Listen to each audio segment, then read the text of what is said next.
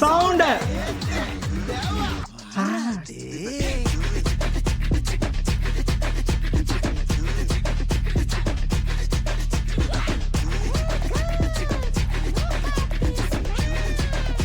என்னடா